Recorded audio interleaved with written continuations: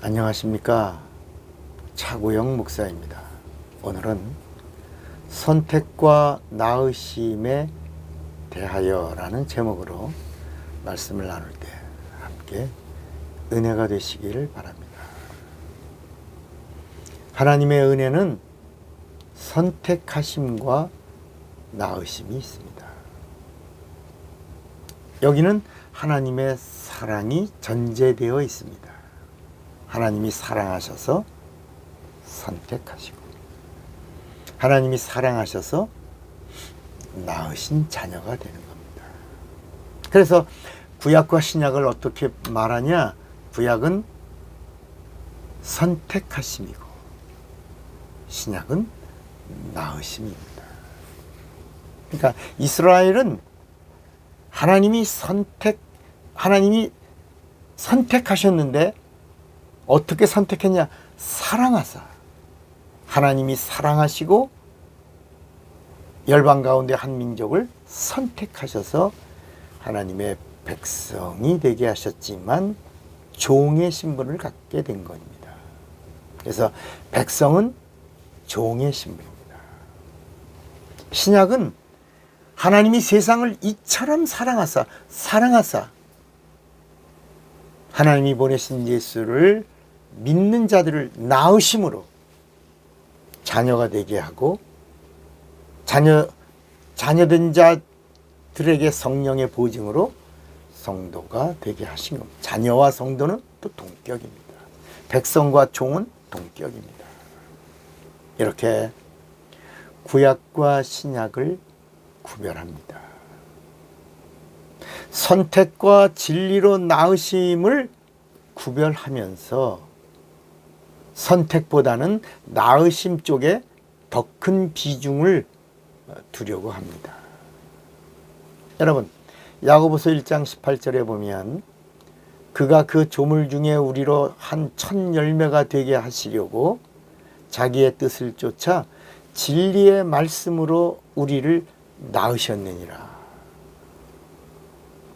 그러니까 사람들은 방금 전에 한 말이 어떤 뜻이냐면 이스라엘 민족은 택하셨고 예수 믿는 자들은 진리로 낳으셨다. 그러니까 우리가 더 크다. 뭐 이런 식으로 생각한다라고 하는 겁니다. 그러나 여러분, 하나님의 사랑엔 차별이 없으십니다. 선택과 낳으심의 비중이 하나님의 의도에서 보면 하나님은 차별하지 아니하시고 동일하신 겁니다. 이스라엘 민족은 사랑하사 선택하시고 예수를 믿는 이방인들에게는 사랑하사 진리로 낳으셔서 자녀가 되게 하신 것입니다. 구약은 선택입니다. 하나님의 백성도 선택하시고 선지자도 선택하시고 왕도 선택하시고 그래서 기름 붓는 겁니다. 기도와 응답도 선택하시고 선택한 자에게 기도하게 하시고 선택한 자에게 응답을 주시는 겁니다. 병고침과 치료도 선택한 자에게 나타나는 겁니다. 그러니까 구약은 선택받음이 축복입니다. 그러나 신약은 진리로의 거듭남입니다. 성경에서 보는 구원은 구약의 선택과 신약의 낳으심이 동일합니다. 그래서 구약의 백성과 예수 믿는 신자가 동격입니다. 구원이 동격입니다. 차별이 없으십니다. 반드시 한 번은 하나님의 심판대에 올라가지만 이스라엘 백성과 예수 믿는 신자는 동일합니다. 동격입니다. 하나님의 저울대에서 똑같이 구원이 판정받는 겁니다. 그러나 예수 믿는 자 중에 성령을 받은 자들은 성령의 보증을 받아서 죄사함의 보증을 받아서 구원의 보증을 받아서 하나님의 자녀됨의 보증을 받아서 하나님의 저울대 심판에 이르지 아니하는 겁니다. 그래서 성령을 받으라. 예수님이 그렇게 성령을 받으라. 예수님이 마지막 감람산에 올라가시면서도 예루살렘 떨어지지 말고 성령을 받아라. 부활하신 다음에 첫 메시지가 성령을 받아라.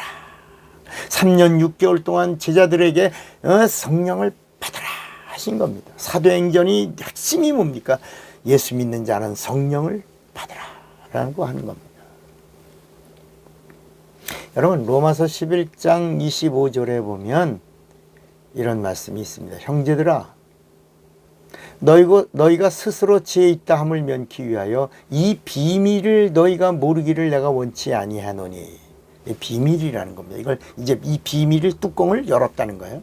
이 비밀은 이방인의 충만한 수가 들어오기까지 이스라엘의 덫은 완악하게 된 것이라. 그리하여 온 이스라엘이 구원을 얻으리라. 복음으로 하면 저희가 너희를 인하여 원수된 자요, 택하심으로 하면 조상들을 인하여 사랑을 입은 자라. 하나님의 은사와 부르심에는 후회하심이 없느니라. 그러니까 이스라엘도 사랑하여 택하신 거고, 예수 믿는 자들도 하나님이 사랑하여 진리로 낳으셨는데, 백성과 예수 믿는 신자의 영적인 수준은 동일하다. 차별도 없다. 이렇게 말씀하는 겁니다. 동격이라는 겁니다. 여러분, 그러면 예수 믿는 신자와 이스라엘 백성은 한번 저울 대 위에 올라가서 판정을 받아야 됩니다. 이것을 성경은 심판이라고 말합니다. 그럼 백성을 심판한다라는 말이 어디 있어요? 히브리서 10장 30절에 보면 원수 갚는 것이 내게 있으니 내가 갚으리라 하시고, 또다시 주께서 그의 백성을 심판하리라 말씀하신 것을 우리가 아노니 그랬습니다. 이스라엘 백성은 반드시 한번 심판받아야 됩니다. 근데 이스라엘 백성과 예수 믿는 신자는 뭐라 그랬죠? 영적으로 동격입니다. 그래서 반드시 신자도 심판을 받아야 합니다. 진짜 믿는 자인지 가짜 믿는 자인지, 예수 그리스도 안에 있는 자인지 예수 그리스도 밖에 있는 자인지 한번 하나님이 체킹하시겠다는 겁니다. 마태복음 19장 28절에도 예수께서 가라사대 내가 진실로 너에게 이르노니 세상이 새롭게 되어 인자가 자기 영광의 보좌에 앉을 때 나를 쫓는 너희도 12 보좌에 앉아 이스라엘 12지파를 심판하리라 그랬습니다. 여러분, 여기서 우리가 알아야 할 것이 있습니다. 구원을 받는데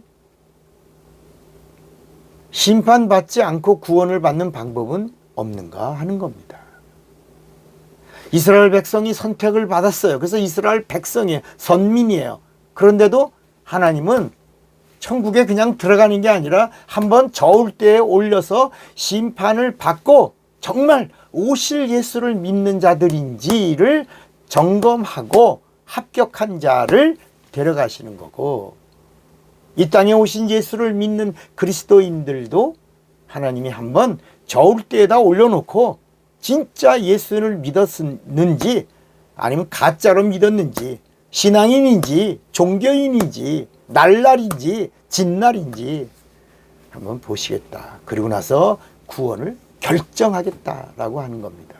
그러면 심판받지 않고 구원받는 방법이 있냐 없냐라고 하는 겁니다. 답은 있다는 겁니다. 그 답이 뭐냐? 예수라는 겁니다. 예수. 내가 예수를 그냥 믿는 게 아니고 귀신 섬기듯이 믿습니다. 비나이다 믿습니다. 주시옵소서 믿습니다. 이런 그런 것이 아니라 예수를 알고 믿어야 한다는 겁니다. 이런 말씀이 어디 있죠? 요한복음 17장 3절에 있습니다. 영생은 곧 유일하신 참 하나님과 그의 보내신 자 예수 그리스도를 아는 것이니이다. 알아야 구원 주시고 알아야 영생을 주시겠다는 겁니다. 그리고 그 다음에 내가 예수 믿는 자인 것을 하나님이 맞다. 내 안에 예수가 있다. 너는 참으로 예수 믿는 자다. 예수의 생명이 있고 예수의 권세가 있는 자다. 이렇게 하나님이 인정해 주셔야 되는데 그것이 바로 성령을 받는 것입니다. 그래서 예수께서 예수 믿는 자들에게 성령을 받으라. 내가 떠나는 것이 너에게 유익이라. 내가 떠나면 너에게 보혜사 성령을 보내리니 하신 것입니다. 여러분, 고린도 후서 1장 22절에 보면 저가 또한 우리에게 인치시고 보증으로 성령을 우리 마음에 주셨느니라 그랬습니다. 고린도 후서 5장 5절에도 곧 이것을 우리에게 이루게 하시고 보증으로 성령을 우리에게 주신 이는 하나님이시니라. 여러분, 여기만 있는 게 아니라 에베소서 1장 13절에도 있습니다. 그 안에서 너희도 진리의 말씀 곧 너희의 구원의 복음을 듣고 그 안에서 또한 믿어 약속의 성령으로 인치심을 받았으니 그랬습니다. 이는 우리의 기업의 보증이 되사 그 얻으신 것을 구속하시고 그의 영광을 찬미하게 하려 하심이라 그랬습니다. 여러분, 낳으신 하나님의 자녀라도 성령의 보증이 분명히 있는 자가 되시기를 바랍니다. 내일 또 뵙겠습니다. 차구영 목사입니다.